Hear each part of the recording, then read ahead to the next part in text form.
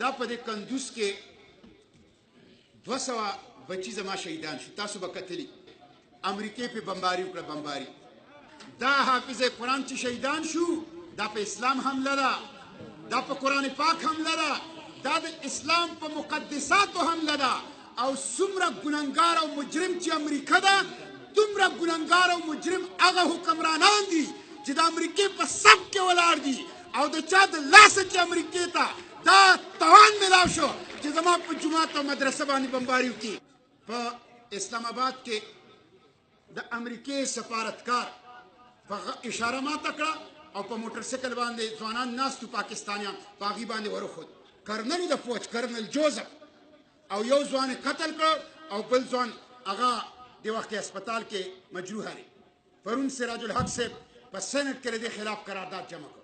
په سینټ کې د دې خلاف قرارداد جمع کړ. موږ حکومت ته وایو که چېرې دا کرنل جوزف تاسو پرېښودو او دې کرنل جوزف ته مو چې د امریکې د سفارتخانې اهلکار دی د دغه پاکستاني په قتل کې د 500 سزا ورنه کړله نو موږ به ستاسو حکومت پانسي کوو. موږ د امریکې غلامي نه منو. موږ د امریکې غلامي نه منو. دا وطن زمونږ دی. دا د امریکې اډه نه ده. دا زمونږ باباګانو زمونږ مشرانو په قربانیو په وینه باندې حاصل کړی دی. د امریکې غلامي نه منو. پاکستان د امریکې اډه نه منو. پاکستان زمونږ دی. دا به د اسلام مرکزي او دلته به د شریعت نظام انشاءالله د مومند جلسې د عوامو په دې کوششونو را باندې راولو.